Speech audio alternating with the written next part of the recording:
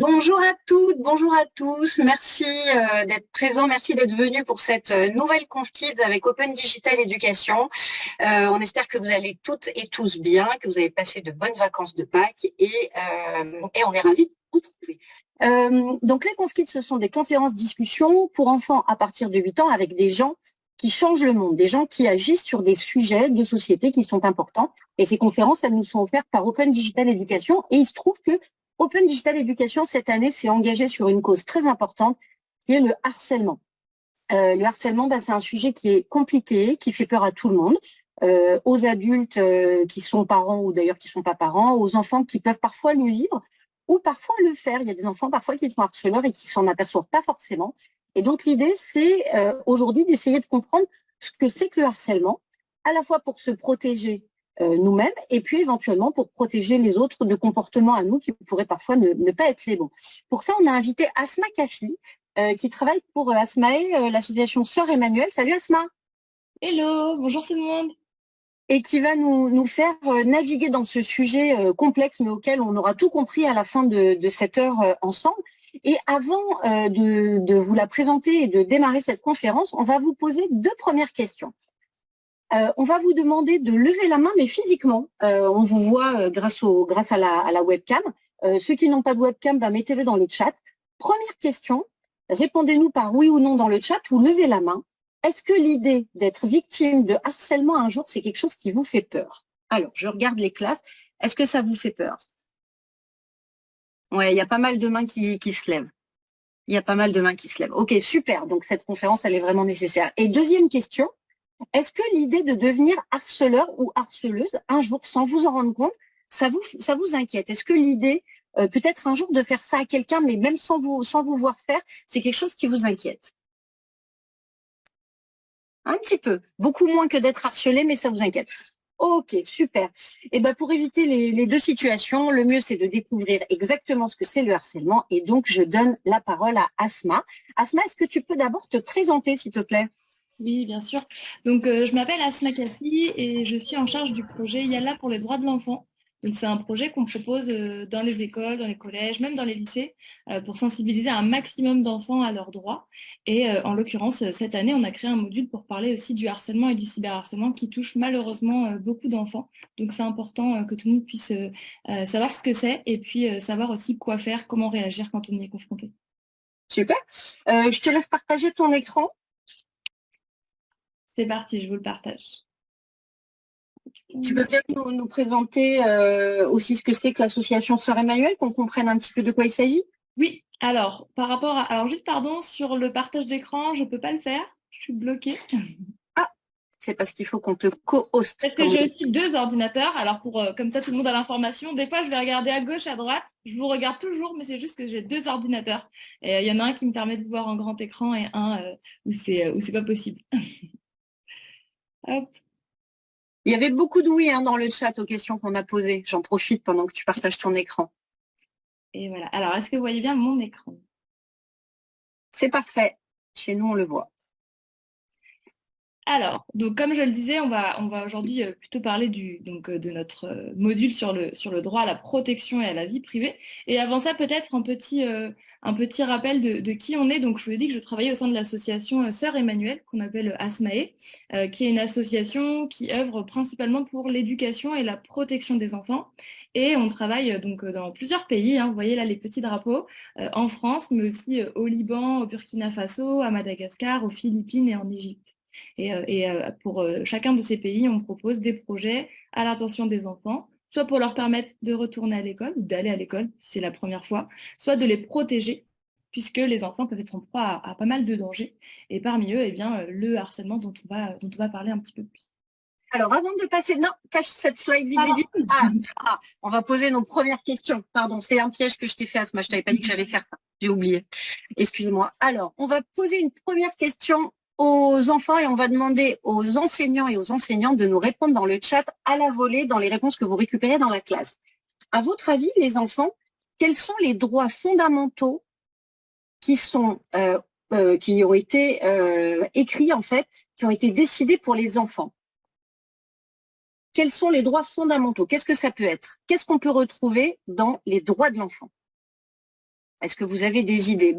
Envoyez vos idées, le droit de vivre, de donner leur opinion, d'aller à l'école, de s'amuser, de s'exprimer, d'avoir un toit, de se faire des copains, le droit de manger, d'aller à l'école, ça revient. Aller à l'école aussi revient beaucoup, de vivre, de dire qu'on est harcelé, oui, c'est un droit, d'avoir, c'est même un devoir, comme on va le voir.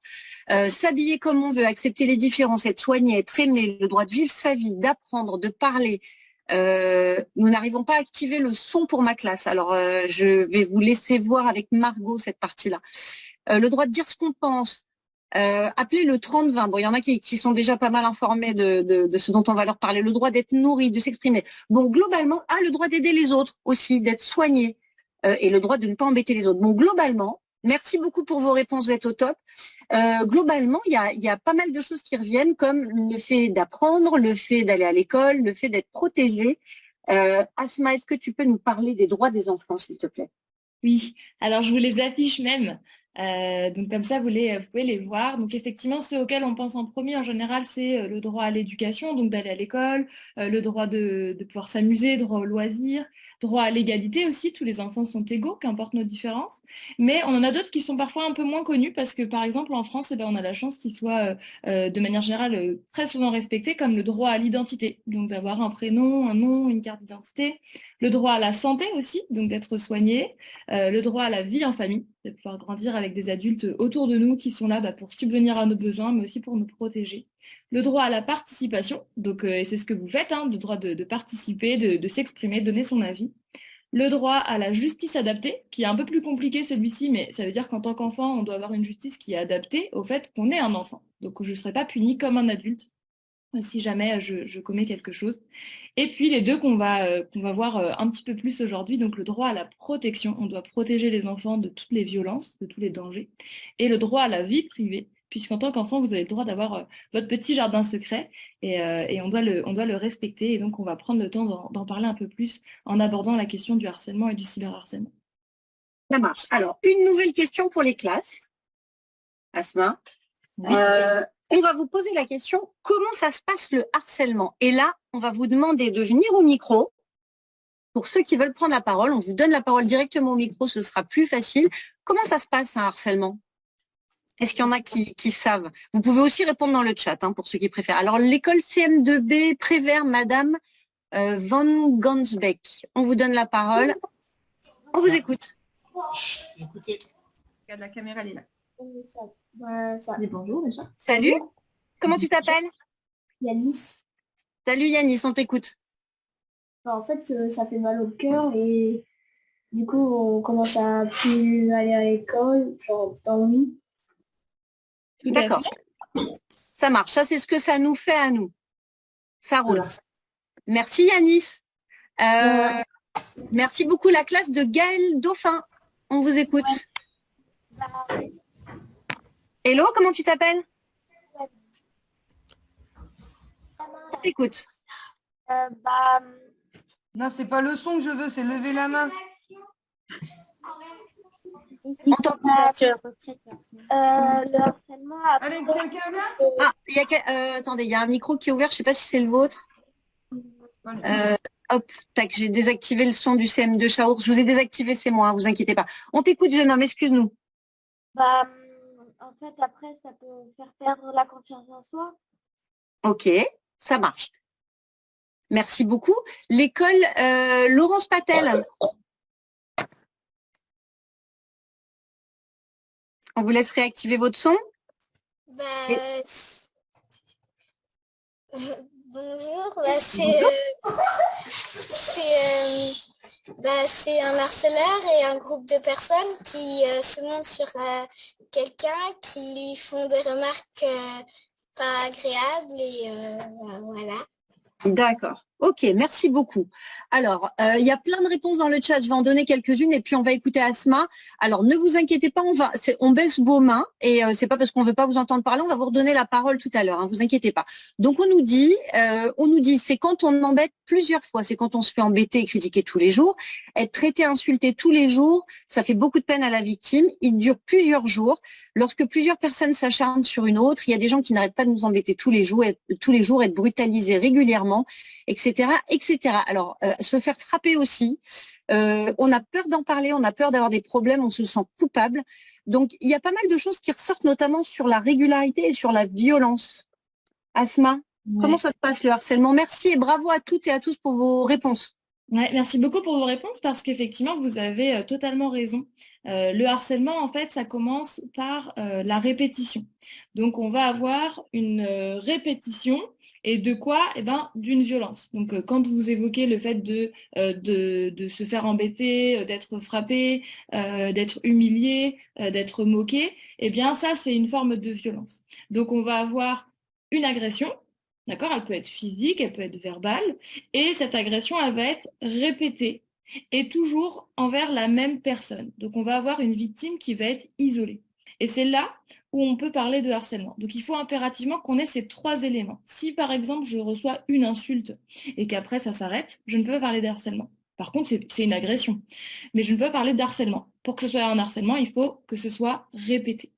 Alors, peut-être, ce qui est un peu compliqué parfois, c'est de se dire, mais à partir de combien de fois c'est répété? Et alors, pour ça, la loi, elle n'a pas dit, elle n'a pas donné de chiffre. Elle n'a pas dit, bah, c'est 3 fois, c'est 4 fois, c'est 5 fois. Mais ce qui peut nous aider, c'est de se dire que si on voit que cette agression, voilà, elle se répète, ça fait 2 fois, 3 fois, et on voit que ça continue ou que ça va continuer, eh bien, il faut très vite agir. Et on va voir justement après comment. Donc, pour repérer ce harcèlement, on a différents types. On a le harcèlement verbal, donc c'est les mots, d'accord? Ça peut être des insultes, par exemple. On a le harcèlement physique, ça va être des coups. Donc effectivement, on peut se faire frapper, on peut avoir une bagarre ou autre. Et puis on a 2 autres types de harcèlement qui sont parfois un petit peu plus compliqués à voir, à sentir. C'est le harcèlement relationnel. Donc relationnel, c'est quand on va exclure un enfant dans un groupe. Donc, par exemple, je ne sais pas si vous avez déjà entendu ça, c'est quand dans la cour de récré, on va entendre quelqu'un nous dire «Eh, venez, on arrête de jouer avec un tel». On va l'exclure. Et puis, on se rend compte que c'est toujours cet élève qu'on exclut. Ben, ça, c'est du harcèlement relationnel. Et puis, il y en a un dernier qui est le harcèlement réactif.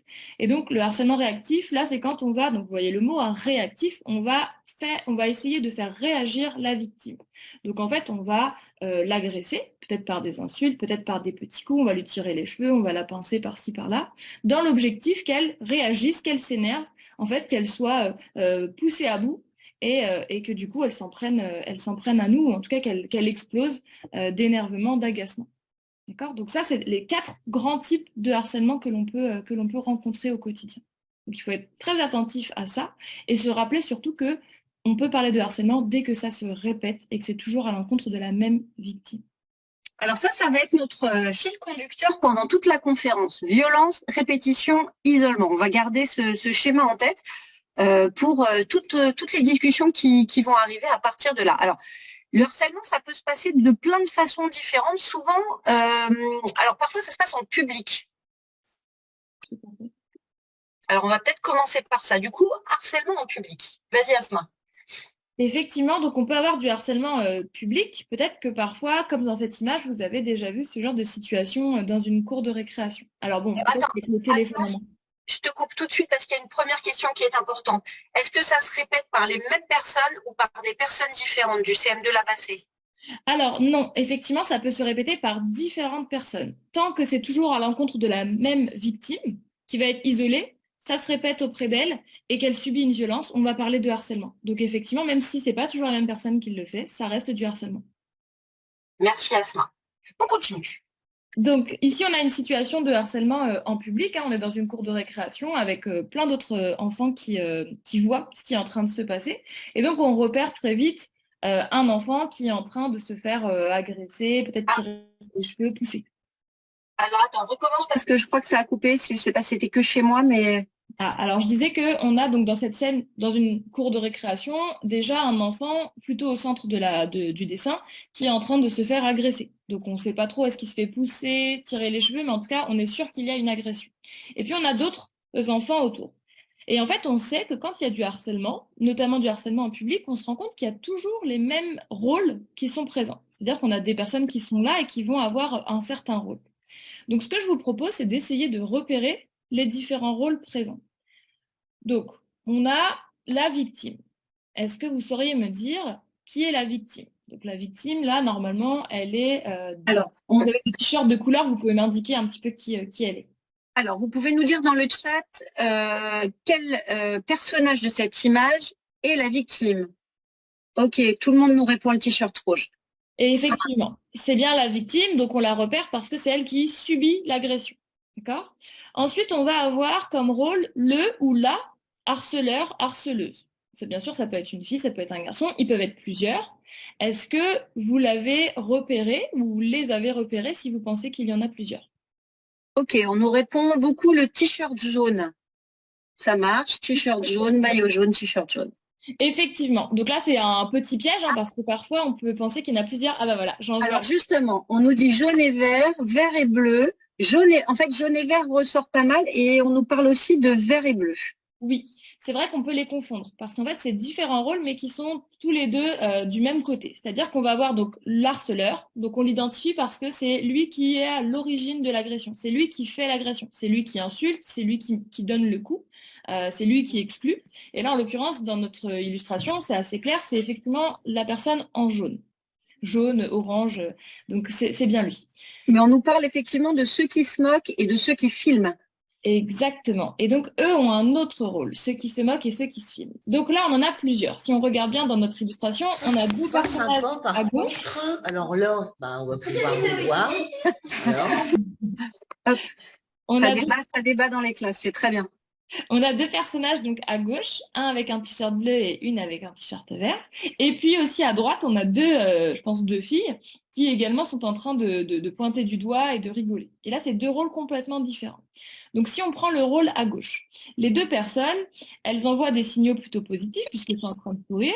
On en a un qui est en train de filmer et on en a une qui est aussi assez proche de la victime. Elle n'est pas du tout en train de lui apporter de l'aide, au contraire, elle est plutôt là, en train de rigoler, peut-être même d'encourager le harceleur. Et en fait, ici, on va parler des assistants.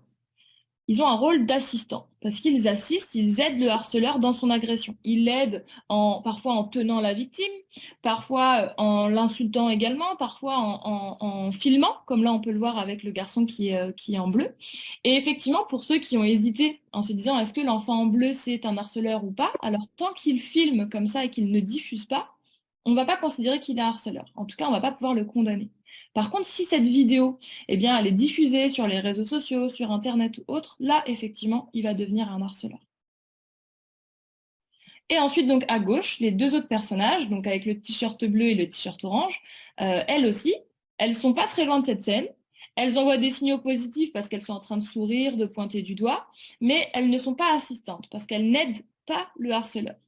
Par contre, elles lui envoient des signaux positifs. Et donc, on appelle ça des renforçateurs. Parce qu'ils renforcent l'agression, ils renforcent le harceleur en lui disant, en rigolant finalement, en donnant l'impression que c'est plutôt bien ce qu'il est en train de faire. Donc, ce harceleur, il va se dire, ah bah tout le monde me regarde et est en train de rigoler, donc ça se passe bien, bon bah super.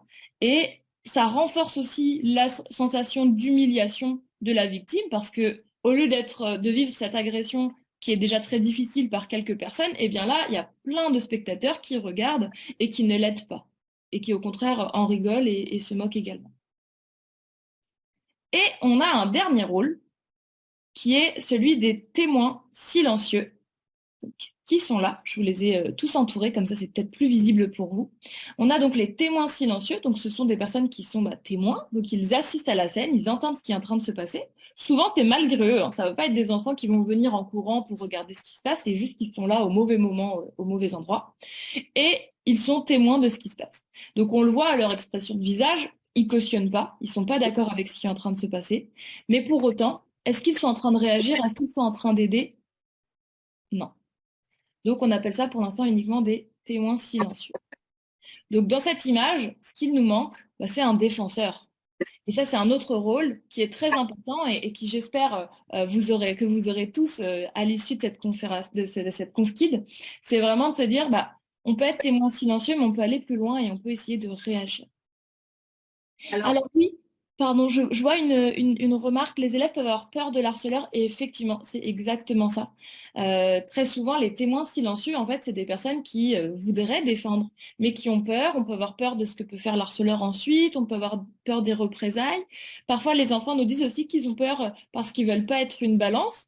On ne veut pas être un rapporteur, on ne veut pas donner l'information aux adultes parce qu'on a peur après d'être pris à partie. Et effectivement, c'est une réalité, et même chez les adultes, hein. C'est important de rappeler que le harcèlement, ça touche aussi les adultes et que ces rôles, ils existent aussi chez les adultes.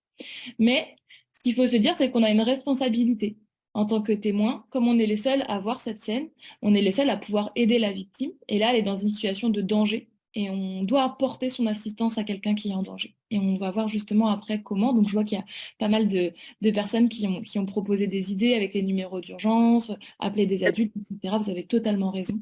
Alors, il y a pas mal de gens effectivement qui proposent des solutions, mais il y a aussi, on va voir, hein, on va voir tout de suite ce qu'on peut faire quand on est témoin ou quand on est la cible. On va en parler tout de suite. Et il y a aussi un sujet qu'on va aborder, Asma, c'est comment en fait on doit réagir quand on a déposé plainte, quand on est harcelé, quand on en a parlé, quand on a été voir les adultes et que personne réagit.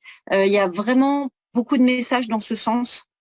Et du coup, il faut qu'on essaye de voir quelles attitudes on peut adopter quand finalement on a parlé, on essaye de gérer les choses, mais elles se gèrent pas. Complètement, oui. On reviendra là-dessus sans problème. On a une petite slide sur ça. Ça marche. Alors, qu'est-ce qu'on fait quand on est témoin ou quand on est la cible? Alors, quand on est témoin ou la cible, pardon, je vous montre juste ça, j'avance un petit peu puis je reviendrai sur les images. Donc, on a pas mal de petites choses que l'on peut mettre en place, en fonction aussi de ce qui s'est passé. C'est-à-dire si je suis témoin d'une insulte qui est répétée, hein, d'une moquerie qui est toujours présente, je peux réagir de certaines façons que peut-être je ne pourrais moins faire si je suis témoin d'une agression physique, parce que là, c'est peut-être plus dangereux pour moi. Mais en l'occurrence, qu'est-ce que je peux faire? Je peux, donc là, typiquement, si on est dans une situation où on a une victime qui a subi des moqueries, des insultes, je peux réagir immédiatement, je peux m'interposer, protéger la victime en disant, bon, bah, voilà, non, ce qui est en train de se passer, ça se dit pas, tu l'insultes pas comme ça, et donc je peux essayer de prendre à partie. Entre enfants, ça c'est déjà possible. D'accord, à un autre niveau. Bien sûr, s'ils sont en train de se bagarrer, là, c'est plus compliqué de s'interposer. Je peux me prendre un coup, me blesser ou autre. Là, il faut aller sur une autre solution. Je peux aussi parler avec la victime pour lui apporter mon aide, mon soutien. Donc, typiquement, voilà, j'ai entendu quelqu'un l'insulter, lui dire qu'elle était trop nulle, etc. Bon, bah, je peux très bien aller la voir et lui dire non, mais c'est pas vrai ce qu'on est en train de te dire, pas du tout. Il faut pas le croire. Ce qu'il est en train de te raconter, c'est n'importe quoi. Et donc le soutenir et lui montrer que nous, on est là pour lui, pour l'aider. Je peux aussi prévenir un adulte. Moi, je ne me sens pas de réagir, c'est trop compliqué, j'ai peur, mais ce que je peux faire, c'est aller voir un adulte pour me confier, pour lui demander de l'aide et lui dire, voilà ce qui s'est passé. Est-ce que vous pouvez aller voir tel élève parce que j'ai vu, il s'est passé ça aussi dans la cour de récréation, à la cantine, et je pense qu'il a besoin d'aide. Ça, c'est quelque chose que moi, je peux faire en tant que témoin silencieux. Je peux aussi contacter les numéros d'urgence que vous avez évoqués, qu'on a remis ici en bas. Donc, on a le 30-20 quand le harcèlement a lieu dans la vie, hein, dans la vraie vie, j'ai envie de dire. Et puis, on a le 30-18. Là, c'est plutôt un numéro pour quand le harcèlement a lieu en ligne, d'accord, sur les réseaux sociaux, sur Internet. Aussi, on peut en parler aux délégués. Si vous avez des délégués dans la classe, ils ont un rôle très important qui est de prendre la parole des élèves et de la faire valoir auprès des adultes, d'aller en parler auprès des adultes. Et donc, on peut aussi aller les voir. Bien sûr, si c'est le délégué qui harcèle, bon, cette astuce, elle n'est pas bonne. Et effectivement, je prends l'option numéro 2, je vais voir des amis ou je vais voir un adulte. Et enfin, si je suis moi-même victime, alors là, ça peut être plus difficile d'en parler, mais pour autant, c'est ce qu'il y a de plus important. On ne peut pas aider un enfant si on ne sait pas ce qui se passe. C'est pour ça que les témoins, comme je le disais tout à l'heure, ils ont un rôle aussi à jouer qui est très important. Et donc, si j'y arrive, si je trouve des personnes autour de moi, auprès desquels je suis en confiance et je me sens d'aller parler, eh bien, je peux en parler avec des amis, je peux en parler avec mes parents, je peux en parler avec des adultes, ça peut être les professeurs, mais ça peut être aussi les animateurs pendant le temps de récréation, à l'étude, au centre aéré, bref, tous les adultes qui sont autour de vous, en qui vous avez confiance. Ce qu'il faut, c'est ne surtout pas rester seul. Et là, du coup, c'est aussi une responsabilité des témoins. Je suis témoin, je sais que cet enfant, il est toujours moqué, exclu, mis à part.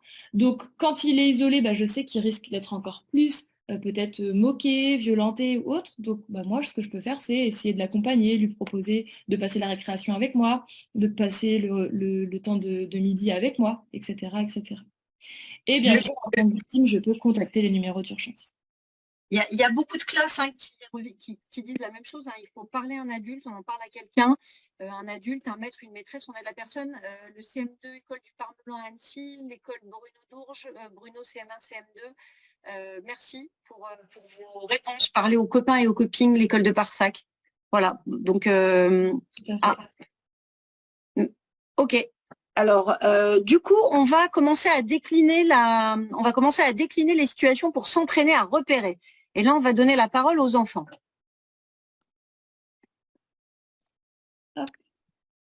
Alors, dans cette scène, on va vous demander à nouveau de lever la parole. Alors, on nous dit, tiens, CM2, école du Parmelan, on nous dit c'est difficile de parler au harceleur car il s'en fiche ou au contraire, il va sur toi. Alors, d'où le principe d'en parler aux maîtres, aux maîtresses, aux écoles, etc. Alors, école servir. Ouvrez votre micro et décrivez-nous qu'est-ce qui se passe dans cette image. Il y a deux harceleurs qui harcèlent un élève et on voit des assistants ou des témoins silencieux. Je pense des assistants. Ok. Comment on fait pour demander à parler? Juste on lève la main. Là, vous avez le micro ouvert, donc on va peut-être vous donner la parole, du coup, si vous voulez parler.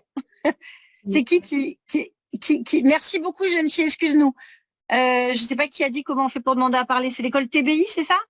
Je vois que votre micro est ouvert. Il parle très fort. Salut.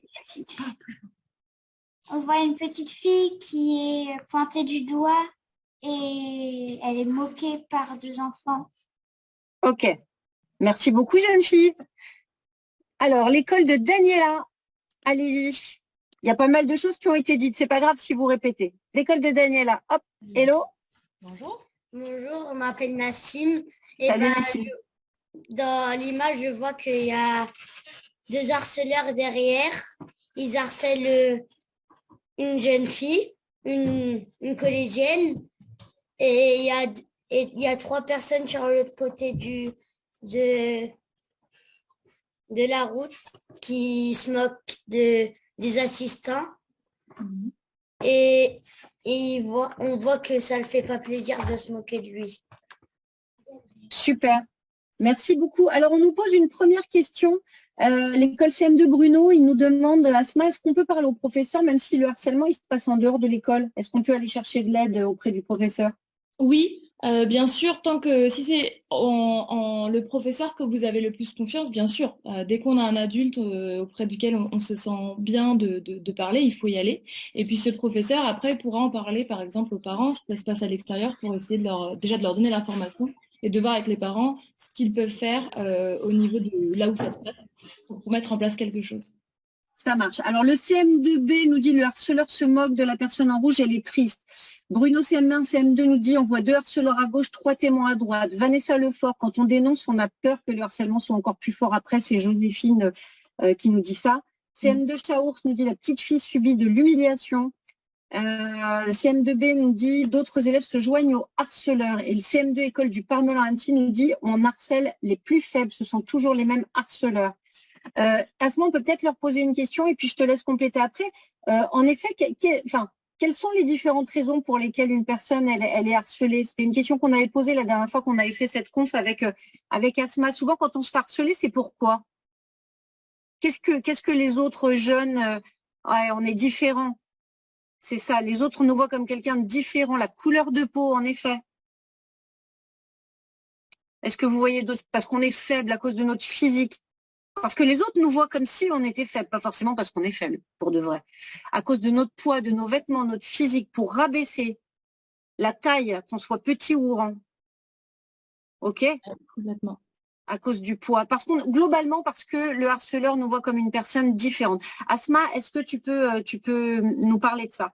Oui, alors effectivement, vous avez raison, hein. Tout ce qui va faire qu'on est différents les uns des autres, et que finalement, bah, on est chacun singulier, ça entraîne très souvent, ça peut entraîner en tout cas du harcèlement, parce que notre apparence physique est différente, parce que on n'a pas la même origine, parce que ça peut être notre religion, ça peut être parfois aussi la question de la pauvreté, de la richesse, donc par rapport toujours à cette question de l'apparence, ça peut être aussi un handicap. Ça peut être aussi notre personnalité. Donc, vous avez mis peut-être si on peut être perçu comme faible, mais à l'inverse aussi, hein, on peut parfois des enfants qui ont l'air sur d'eux, bah, qui vont être pris à partie également. Des taches sur le visage, des cicatrices, bien sûr. En fait, tout ça, effectivement, tous ces prétextes peuvent être utilisés pour du harcèlement ou du cyberharcèlement. Donc finalement, on se rend compte que, bien évidemment, c'est pas du tout légitime, c'est pas du tout normal de se faire harceler parce qu'on va pas avoir la même couleur de peau, parce qu'on va pas avoir la même taille que la majorité des enfants. Et donc c'est vraiment pour ça qu'on dit que c'est des prétextes. Alors, on peut parler vraiment de raisons, mais c'est vraiment des prétextes qui vont être utilisés pour nous harceler. Et à l'inverse, à votre avis, et je vais peut-être même répondre, pourquoi les harceleurs, eux aussi, harcèlent? Pourquoi est-ce que ces enfants-là se moquent des autres? Et en fait, quand on creuse, eh ben, on se rend compte que c'est ces petites différences, très souvent, qui vont être à l'origine de ce harcèlement. C'est-à-dire que le harceleur, il va se moquer parfois d'un enfant de qui il est peut-être parfois un petit peu jaloux. À titre d'exemple, ça peut être, bah voilà, on va dire à un enfant qui a des très bonnes notes, ah mais toi t'es un intello, et puis on va se moquer tout le temps de lui, oh ben toi t'as tout le temps des bonnes notes, etc., etc., jusqu'à en être méchant, hein, bien sûr. Et finalement, quand on creuse un petit peu, on va demander à cet harceleur, mais pourquoi est-ce que tu l'embêtes sur ça? C'est plutôt positif. Et en fait, on se rend compte que cet élève, bah, lui, il culpabilise un petit peu à l'inverse de peut-être pas avoir de bonnes notes. Donc ça peut être parfois effectivement de la jalousie. Ça peut être aussi parfois des enfants qui eux-mêmes bah, se sentent pas très bien au fond d'eux, n'ont pas beaucoup confiance en eux et finalement vont essayer de trouver les faiblesses des uns et des autres pour appuyer dessus, pour se donner l'impression d'aller un petit peu mieux. Ça peut arriver aussi. Donc ce qu'il faut se dire, c'est que l'enfant qui est moqué, comme l'enfant qui se moque, parfois, eh bien, tous les deux ont aussi des problématiques par ailleurs qui les poussent à avoir ce comportement. On nous dit dans le chat, le CM de la Bassée nous dit parce qu'il s'est fait harceler avant. Oui. Parce que pareil, parce qu'il est triste, oui, mais aussi pour se faire remarquer, pour être cool, pour avoir l'air malin, pour se sentir supérieur. Mais vraiment, c'est équivalent dans les réponses. Il y a beaucoup de classes apparemment qui disent que les personnes qui harcèlent, c'est aussi parce qu'à la base, elles se sentent pas bien et que du coup, elles tombent sur quelqu'un d'autre parce qu'elles se sentent pas bien. On nous demande, est-ce que le racket aussi, c'est du harcèlement?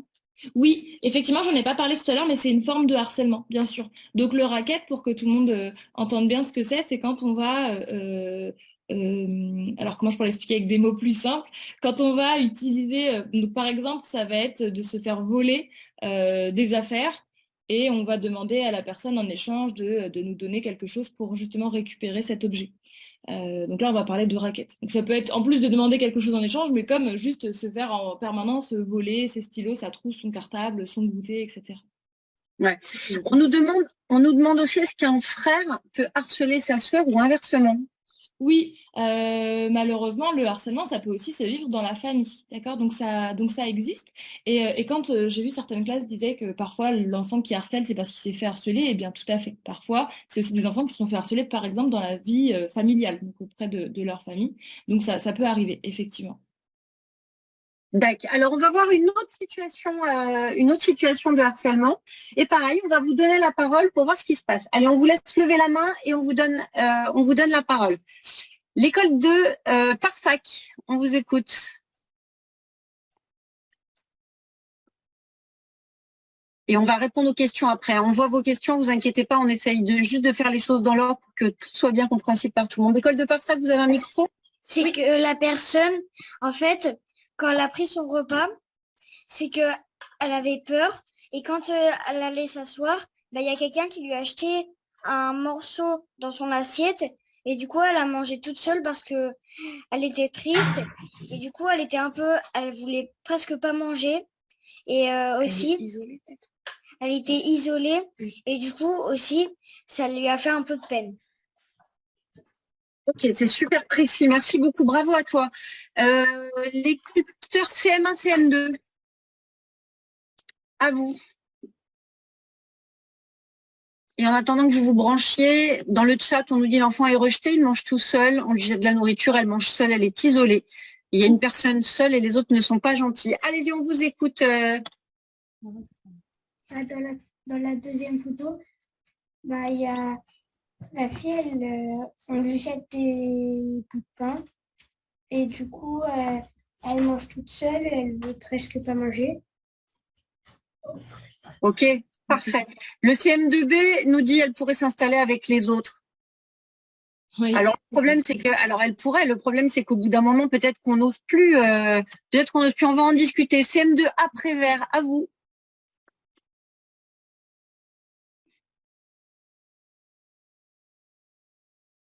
Je vois une demi-tête. Ça y est, je vois une tête entière. Salut. À toi. La fille, elle a peur de se mettre avec les autres. Bravo. Exactement. Elle a peur de se mettre avec les autres. Pour ceux qui disaient elle pourrait s'installer avec les autres, en effet. Mais sauf qu'elle a très certainement peur. Bravo. Alors, vas-y. Ce dont on s'aperçoit, c'est vrai qu'on peut se dire oui, mais elle a juste à aller s'installer avec les autres. Mais en fait, on se rend compte que très souvent, les enfants qui se font harceler, en général, les autres élèves, ils le savent. Ils se rendent bien compte que c'est toujours cet élève dont on va se moquer, qu'on va mettre à l'écart. Et donc, très vite, les autres enfants, ils l'évitent. On ne veut pas trop être avec lui parce qu'on va se dire si le harceleur, il voit qu'on est ami avec lui, peut-être qu'il va aussi s'en prendre à moi. Donc, en fait, on va vraiment l'éviter et participer à l'exclure finalement. Donc, moi, je dirais plutôt que elle qui devrait aller s'installer avec les autres, je pense que c'est plutôt les autres qui devraient essayer de l'inclure et de lui proposer justement d'être avec eux. En se disant, comme on l'a dit tout à l'heure, le harcèlement, c'est l'isolement de la victime. Donc, moi, à côté de moi, je ne la laisse pas toute seule et je lui propose de venir manger avec nous. L'école de Parsa qui dit ça, pour aider d'autres enfants pour aller manger avec elle, pour ne pas qu'elle soit seule, pour la réconforter. Exactement. CE2, CM1, Chaours, je vois qu'il y a une jeune fille qui attend depuis tout à l'heure devant la caméra. On t'écoute. Salut. On t'entend pas. Il faut parler plus fort. Ah, vas-y. Il y a une fille, elle va prendre sa nourriture. Il y a deux enfants qui attendent derrière. Il y a déjà une fille elle veut s'installer sur une table et il y a une fille qui lui jette un bout de nourriture dans son assiette. Après, elle vient s'installer toute seule sur une table et elle se sent un peu isolée toute seule. Super. Voilà, c'était le mot de la fin. Tu as parfaitement résumé la situation. L'école Servie, l'école Gaël Dauphin et TBI, pour le moment, je ne vais pas vous donner la parole, mais j'ai vu que vous vouliez parler. On vous refait parler juste après. Sauf si vous avez une question. Si c'est pour redécrire la scène, ça y est, on l'a bien décrite pour le moment. Jeune homme de l'école Servie, tu voulais redécrire la scène ou tu avais une question? Je te donne. Vas-y. Bah, c'est redécrire la scène. Non, ah, bon, alors redécrire la scène, c'est bon, on a fait le tour. Mais merci. C'est parfait. On nous pose une question, on fait une petite pause là, juste sur l'image, mais on la garde à l'écran. On nous demande est-ce qu'un parent peut harceler son enfant? Oui, ça existe également, hein. Comme je vous le disais, il n'y a pas de règle. Malheureusement, le harcèlement, ça se passe entre êtres humains. Donc, que ce soit un adulte envers un enfant envers un adulte, des enfants entre eux, des adultes entre eux. À partir du moment où on vit une agression, qu'on est isolé, c'est toujours à notre rencontre et que c'est répété, on parle de harcèlement. Super. Et on nous pose une question que j'aime beaucoup parce qu'elle inverse le questionnement. C'est l'école de Gaël Dauphin. On nous demande est-ce que ça peut être grave de devenir harceleur quand quelqu'un t'énerve d'un coup? Alors, ça peut être grave. Alors, ça dépend de quoi il s'agit. Bien sûr, il faut se rappeler que tout ce que l'on dit, tous nos mots et puis notre attitude, elle peut avoir des impacts sur les personnes que l'on va rencontrer. On est tous plus ou moins sensibles et il y a des choses qui vont nous toucher. Donc, peut-être qu'à moi, si on me dit que je suis moche, peut-être que ça va rien me faire, mais par contre, peut-être que pour un autre enfant, ça va énormément le blesser. Donc, c'est difficile de dire est-ce que c'est grave ou pas. Mais par contre, ce que l'on peut faire, c'est quand on sent que quelqu'un, voilà, il nous pousse à bout, on en a un peu marre et on a envie d'être un peu méchant avec lui, de se dire, oh là, attention, ce que je vais dire, ça va peut-être dépasser mes pensées, peut-être que ça va le blesser plus que ce que je voulais. Et finalement, je vais peut-être juste lui dire, écoute, là, j'ai pas envie de parler avec toi, on arrête. Et donc, on arrête juste tout simplement l'échange avec cette personne-là quand on se sent à bout, avant de passer à l'étape supérieure qui serait une insulte ou un coup. Et d'ailleurs, on peut peut-être dire que depuis tout à l'heure, on dit pour les enfants harcelés de parler à un adulte, d'appeler le 30-20, mais un enfant qui sent qu'il va basculer vers devenir harceleur, est-ce qu'il peut aussi faire cette démarche de parler aux adultes, d'appeler le 30-20, etc. Complètement, et c'est une très bonne démarche justement de s'en rendre compte. Donc il ne faut pas hésiter à aller en parler et puis on va avoir des conseils pour nous aider, pour essayer de voir aussi si c'est bien du harcèlement et de nous donner des astuces pour l'éviter. Et c'est pareil quand parfois ça peut être les amis. Des fois dans notre groupe d'amis, peut-être qu'on a un copain qu'on aime beaucoup qui en fait harcèle les autres et puis nous on va l'assister. Mais parce qu'on ne se rend pas compte que c'est méchant, on ne se rend pas compte que c'est blessant, et donc on va être à côté, peut-être on va rigoler un petit peu, etc. Et au fond de nous, on va peut-être se dire, ah mais là, j'aime pas trop ce que je suis en train de faire. Et bien sûr que je peux en parler avec un adulte ou appeler un numéro d'urgence pour en discuter. Ça marche. Alors, il y a plein de questions et je vais les poser, mais après, je vois vos questions, Pasteur CM1, CM2, Gaël Dauphin, CM2 Bruno, etc. Et Parmela Annecy, je les vois. Je voudrais juste qu'on couvre les 2 derniers cas de harcèlement qui sont très importants et ensuite, on va répondre à vos questions. Le harcèlement, des fois, ça se passe en public, mais des fois, non. Donc, comment ça peut se passer quand on est tout seul et à quoi ça peut ressembler? Oui, alors effectivement, donc le harcèlement, il peut se passer aussi parfois de manière un petit peu cachée. Des fois, quand on va dans certaines écoles, quand on fait les interventions, il y a des élèves qui nous disent, moi, j'en ai jamais entendu parler. Et en fait, on n'en a pas entendu parler aussi parce que les enfants qui le vivent en secret et les harceleurs, bien sûr, ne vont pas toujours s'en vanter. Donc effectivement, on peut se retrouver dans des situations comme celle-ci. Donc là, on peut être dans un coin de la cour, qu'importe, hein, ça peut se passer n'importe où, et on va avoir un enfant qui intimide un autre, qui va le menacer. Pourquoi pas ici, on peut aussi parler de raquette, hein, s'il y avait un objet ou quelque chose qui aurait été volé, pour lequel il y aurait eu une agression. Donc, ce qu'il faut se dire, c'est toujours la même chose, hein, c'est de faire très attention au fait que certains enfants peuvent être isolés par leur harceleur. Et donc, plus un enfant est isolé, et plus, malheureusement, il risque justement de vivre une situation de harcèlement, puisque les personnes qui ont l'habitude de s'en prendre à lui vont dire, bon, là, il n'y a pas de témoin qui pourrait aller prévenir un adulte ou l'aider ou nous dénoncer. Et puis, il n'y a pas peut-être pas d'adulte qui pourrait directement voir ce qui est en train de se passer et entraîner des sanctions. Donc ça, effectivement, il faut bien le garder en tête. Je vois la classe des CE2 Trieux qui dit, en fait, il faut essayer de ne jamais se retrouver seul. Oui, si je suis en proie justement à des moqueries, à des intimidations, et que je sens, ça peut être la première fois, mais ça peut être aussi déjà du harcèlement, de me dire, voilà, il faut impérativement que j'aille en parler avec d'autres élèves et que je reste avec eux un maximum, que j'évite d'être seule. Et ça me fait penser à la slide qu'on a vue tout à l'heure avec la scène dans la cantine, où en fait on se rend compte que les enfants qui sont harcelés, beaucoup soit ne mangent pas, soit effectivement vont manger seuls très rapidement parce que c'est un moment qui est assez gênant, humiliant. Ils voient tous les autres groupes d'enfants qui rigolent, qui s'amusent, eux sont tout seuls. Et en plus, très souvent, comme ils sont seuls, vont être pris à partie, vont être moqués. Tout à l'heure, on a vu, donc, ils recevaient, par exemple, des jets de nourriture. Et en fait, ça peut entraîner déjà chez certains enfants ce qu'on appelle le décrochage scolaire. Parce que quand je vais à l'école, je suis tout le temps seule, je suis tout le temps pris à partie, je suis agressée, je suis violentée. Et finalement, je vais avoir peur d'aller à l'école. Je vais plus avoir envie d'aller à l'école et on va se retrouver avec des enfants qui sont victimes de harcèlement, qui vont un jour décider de ne plus aller à l'école parce que pour eux, c'est trop difficile que d'affronter tous ces élèves qui sont là, soit qui sont là témoins silencieux qui ne les aident pas, soit qui sont là et qui rigolent, se moquent, voire parfois qui les agressent directement. On nous pose plein de questions sur qui peut harceler qui. Est-ce qu'un enfant peut harceler un adulte? Est-ce qu'on peut être harcelé en couple? Est-ce qu'un ami peut te harceler? Est-ce que des enfants peuvent harceler des adultes?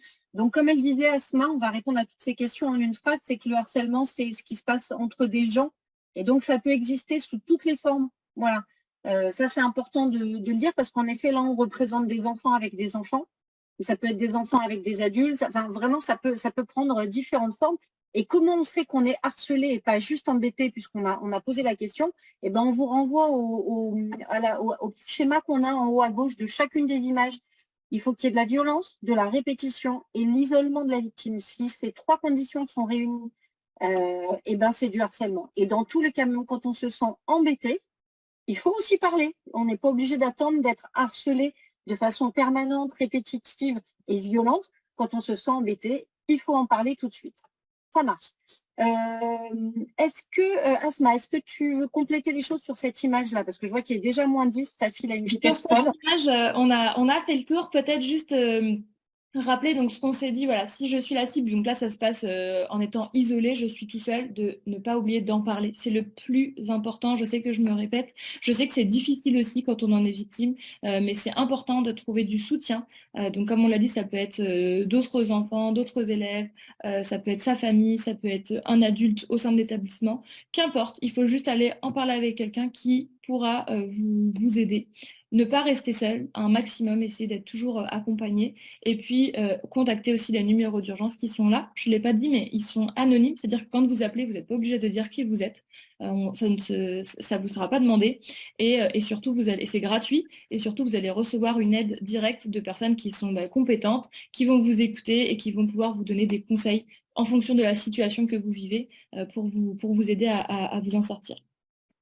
On dit 2 choses. Alors, à qui on parle quand on appelle le 3020? Bah, du coup, Asma vient de répondre. Est-ce que tu veux compléter par quelque chose, Asma? C'est des écoutants, donc c'est vraiment des personnes qui sont formées à écouter et en fonction des situations qui sont signalées, eh bien, à réagir. Et il faut savoir aussi que si ça se passe à l'école, ces écoutants, ils peuvent aussi appeler directement une personne au niveau académique, qui est le référent harcèlement académique, qui lui peut ensuite prévenir le directeur de l'établissement pour mettre en place des choses. D'accord. Alors, de la même façon, on nous dit quand c'est nos parents qui nous harcèlent, comment on fait? On appelle le même numéro et on peut être... D'accord.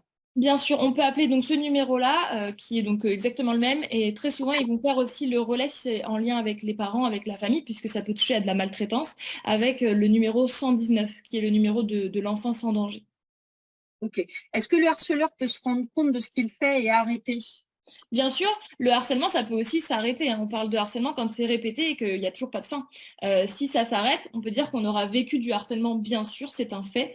Et une fois que ça s'est arrêté, c'est à nous, en tant que victime, de voir ce que l'on veut faire. Est-ce qu'on veut en parler quand même et revenir là-dessus et avoir une confrontation aussi avec le harceleur pour voir s'il a bien compris que ce qu'il avait fait, c'était pas quelque chose à faire, c'était condamnable, qu'il y avait en plus des risques derrière et avoir justement une vraie discussion et être sûr que ça va vraiment s'arrêter. Il ne faut pas hésiter, même si ça s'est arrêté, d'en parler et pour que des adultes puissent aussi en discuter avec cet élève pour ne pas qu'il le refasse avec un autre enfant. D'ailleurs, alors 2 choses. Le CE2A Jules Ferry nous dit quand on se fait harceler, on peut ignorer le harceleur pour qu'il arrête. Mais en fait, ça marche assez rarement. Le principe, c'est que le harceleur, s'il a envie de harceler, il va le faire. Est-ce que, alors on nous demande en fait dans les réactions, est-ce que c'est grave de taper son harceleur? Alors, oui, mine de rien. Très souvent en classe, on nous dit du coup, mais moi, si on me le fait, je lui mets une claque, je lui mets un coup de pied. Bref, en tout cas, je vais être violent. Alors, je pense que vous le savez tous, mais dans l'établissement scolaire, déjà, la violence, elle est interdite. Donc, forcément, si moi, je rends cette violence physique, déjà, je risque des sanctions, pour sûr. Et en plus de ça, c'est pas une solution. C'est-à-dire que peut-être que face à moi, cet harceleur, il va se dire, ouh là là, elle ou lui, quand je l'ai embêté, bon, il a su se défendre, alors je vais plus le faire, peut-être, si j'ai un peu de chance, mais bon, voilà. Mais surtout, en fait, cet harceleur, qu'est-ce qu'il va en apprendre de ça? Rien du tout. Parce que potentiellement, il va se dire, bon, la prochaine fois, j'irai chercher une personne qui osera pas se défendre, une personne plus timide, plus réservée, et donc, du coup, utiliser ça. Donc, ce qu'il faut faire, c'est toujours la même chose, c'est j'appelle un adulte et je lui dis, voilà, j'ai été victime de cette violence physique, c'est pas normal, et l'adulte en question va mettre en place des sanctions pour cet enfant, puisque partout, la violence est interdite et on n'a pas le droit d'aller porter des coups à quelqu'un comme ça, même si c'est de la défense. Ça marche. On va parler d'une dernière forme de harcèlement parce qu'il est déjà 9h53, qui est le harcèlement en ligne. Oui, donc effectivement, là, je vois qu'on a beaucoup d'élèves en classe primaire plutôt. Je vois qu'il y a aussi un collège. Donc effectivement, le harcèlement en ligne, ça peut toucher tous les enfants à partir du moment où on a un accès à des réseaux sociaux. Pour rappel, c'est à partir de 13 ans normalement qu'on peut être sur les réseaux sociaux. Ça va même changer là dans les prochains mois, ce sera à partir de 15 ans. Et en l'occurrence, cet âge, il n'est pas là pour rien, c'est vraiment pour vous protéger. Protéger dans l'utilisation de ces réseaux. Et malheureusement, ce qui peut se passer, c'est que des personnes vont diffuser des photos, des vidéos à votre rencontre. Donc là, typiquement, on a l'exemple donc d'un enfant qui aurait diffusé, vous savez, la bagarre qu'on a vue tout à l'heure, en tout cas l'agression, pardon, de tout à l'heure, dans la cour de récréation. Et en fait, on se retrouve avec plein de commentaires méchants à l'encontre de la victime, de moqueries ou autre. Donc ça va être du harcèlement qui va aussi être vécu de manière assez cachée, même si c'est public, tous les commentaires sont en ligne, tout le monde peut les voir, mais ce que ressent la victime, bah, elle est toute seule à ce moment-là. Elle est toute seule chez elle, elle est derrière son téléphone et elle reçoit tous ces messages. Donc quand ça se passe en ligne, pareil, on peut toujours en parler à un adulte, bien sûr, à ses parents qui sont là pour nous aider. Ce qu'il faut faire, c'est très vite couper les réseaux sociaux pour couper justement tous ces messages méchants, dégradants, humiliants en permanence et se rappeler que bon, ça c'est pas la vraie vie et que dans la vraie vie vous êtes là et que vous êtes bien assis tranquillement et que personne est autour de vous en train de vous insulter. Et aussi ce que l'on peut faire, c'est utiliser donc cette fois le 3018, donc il y a un numéro d'urgence pour le cyberharcèlement. Et là, en l'occurrence, au bout du fil, il y a aussi des écoutants qui sont là et eux, ils ont des liens privilégiés avec toutes les plateformes, avec tous les réseaux sociaux et ils peuvent supprimer les publications humiliantes, dégradantes, avec des commentaires méchants. Et vraiment, ils sont très, très réactifs, ils peuvent tout supprimer dans l'heure. Donc, il ne faut pas hésiter à les contacter. On peut les contacter directement en ligne, hein, sur une plateforme, sur WhatsApp, sur Messenger, mais aussi en les appelant tout simplement. Et on va être aidé. Et si on va aller plus loin, on garde des preuves de ce qui s'est passé. On peut faire des captures d'écran. Et avec nos parents, on peut aussi porter plainte contre les enfants qui nous auraient mis des commentaires méchants. Et dernière chose peut-être sur ça, parce que dans la vraie vie, on a dit que le harcèlement, c'est quand c'est répété. Donc ça peut être répété par plusieurs personnes. En ligne, un commentaire, s'il est suivi de plein d'autres commentaires d'autres personnes, on considère que c'est quand même du harcèlement, parce que ça va être répété par plein d'internautes, plein de personnes qui vont elles aussi nous insulter. Et donc si je porte plainte contre un enfant qui m'a mis qu'un seul commentaire qui est méchant, eh ben, il peut quand même être condamné, pardon. Il pourra quand même avoir une sanction, même s'il me dit oui, moi j'ai juste mis un commentaire, oui, mais il fait partie de plus de 20 000 commentaires, 200 commentaires méchants, et donc on peut avoir une sanction. Asma, il nous reste 4 minutes. Je voudrais qu'on revienne sur les premières choses qui ont été dites. C'est ces personnes qui se sont manifestées, qui ont appelé les numéros, qui ont prévenu les adultes et qui ont porté plainte et ça n'a donné lieu à rien. Comment on fait quand on arrive à cette impasse-là ? Alors, si on arrive jusque-là, c'est vrai que c'est triste parce qu'on a pas mal de barrages quand même qui sont là normalement pour vous protéger. Je dirais que normalement, en dernier lieu, c'est vraiment le numéro d'urgence. On est sûr qu'il va y avoir quelque chose, que ça va aller plus loin. Pour la simple et bonne raison que, comme je le disais, le 30-20 est en lien direct avec les référents harcèlement académique. Ces dernières années, pour les enseignants, là, c'est plutôt pour eux, mais on a tout le programme phare qui est mis en place, qui est obligatoire. Et en l'occurrence, il y a beaucoup de moyens qui ont été mis en place. Donc, on peut être sûr que si ça se passe au niveau de l'établissement scolaire, le numéro d'urgence, lui, aura fait le nécessaire auprès de l'académie pour mettre en place une enquête et autres pour aider les enfants. On est de plus en plus, et puis nous, on essaye de sensibiliser de plus en plus les adultes à prendre en compte la parole des enfants et à entendre ce qu'ils ont à dire. Bien sûr, parfois, on peut tomber sur des adultes qui nous entendent pas ce qu'on est en train de dire, nos requêtes, nos demandes. Ça arrive malheureusement très souvent, mais pour moi, en dernier lieu, c'est vraiment le numéro d'urgence et les parents qui sont normalement là pour vous protéger. Rappelez-vous, hein, vous avez le droit à la protection et donc qui doivent entendre ce que vous avez à dire et surtout mettre en place des choses. Ça marche. On va peut-être aller sur la dernière slide justement qui récapitule tout ce que tu viens de dire. Est-ce qu'il reste des questions, les enfants? Est-ce que vous avez des questions à poser, des choses qui n'auraient pas été répondues? N'hésitez pas à les mettre là dans le chat. On essaiera, si on peut pas. Alors l'école de Parsac, on va vous donner la parole. Et s'il reste des questions, envoyez-les nous vite dans le chat et on essaiera d'y répondre aussi par écrit. Voilà, il faut absolument pas que vous restiez sans réponse. Vas-y, jeune homme, on t'écoute. Excuse-moi. Est-ce que si c'est moyen grave, est-ce qu'on en parle? Est-ce que c'est la directrice qui dirige ou c'est le maire? Alors, si c'est moyen grave, bien sûr, il faut en parler. Moi, je pars du principe que si ça te touche, si ça te blesse, il faut aller en parler immédiatement. Donc, on en parle au plus tôt, et ben, nous aussi, en tant qu'adultes, au plus tôt, on peut venir t'aider et faire en sorte que ça ne s'aggrave pas. Parce que c'est ça aussi le risque. C'est qu'au début, on va dire, oh, c'est rien, c'était juste une insulte, ça m'a rien fait. Mais que finalement, la fois d'après, bah, c'est un petit peu pire. Et puis, petit à petit, bah, ça l'aide de plus en plus. Donc, il faut en parler dès que ça vous touche. Il ne faut pas hésiter. Plus on résout le problème, et mieux c'est. Ensuite, à qui? Bien sûr, le directeur, la directrice sont des adultes qui sont là pour vous protéger et qui peuvent entendre ça. Donc, bien sûr, si ça se passe à l'école, en tout cas, tu peux tout à fait aller voir la directrice. Merci. Et On a une autre question, c'est possible ou pas? Ouais, allez-y. Et Asma, on terminera, on nous demande quelles sont les punitions pour le harceleur. Vas-y, jeune homme, à toi. Est-ce que le harceleur peut se faire virer? Oui, eh ben, tu vois, tu fais le lien avec justement ce qu'on allait dire. Donc, effectivement, là, je vous remets une petite image. Donc, le harceleur, bien sûr, peut se faire exclure de l'établissement scolaire. Ça se passe à l'école, hein, c'est une des sanctions qui existent. J'ai vu aussi que dans les questions, on avait, vu qu'il est mineur, donc il a moins de 18 ans, comment est-ce qu'il peut être puni? Donc, dans un premier lieu, bien sûr, on va en parler aux parents du harceleur pour voir ce que l'on peut mettre en place. Si c'est quelque chose que l'on peut régler un petit peu en interne, on peut se dire, bon, bah, s'ils sont pas dans la même classe, on va éviter que ces deux enfants se croisent. On va mettre en place une mesure disciplinaire pour l'élève harceleur pour qu'il comprenne bien ce qu'il a fait et pourquoi c'est pas bien, et aussi rassurer la victime un maximum. Si ça va plus loin et que par exemple l'enfant victime il a porté plainte, et ben là on peut avoir ensuite donc une enquête judiciaire, donc sûrement avec la police qui va enquêter sur le harcèlement et qui peut aller jusque des condamnations. Donc quand on est mineur, bien sûr, on ne va pas en prison tant qu'on a moins de 13 ans. Et en l'occurrence, ça va être des sanctions qu'on appelle éducatives. Donc ça peut être des travaux d'intérêt généraux, à titre d'exemple. Et puis plus on grandit, plus là ça peut être des sanctions un peu plus lourdes, donc ça peut être effectivement de la prison. Donc il faut savoir à quel point c'est grave si ça peut aller juste une peine de prison, et aussi des amendes qui peuvent aller jusqu'à 45 000 euros. Merci beaucoup, Asma. Merci à toutes les classes qui êtes venues aujourd'hui pour participer à cette Conf Kids avec nous. On espère que toutes vos questions ont été répondues. Si ce n'est pas le cas, écrivez à Open Digital Education. C'est vraiment un sujet qui est essentiel.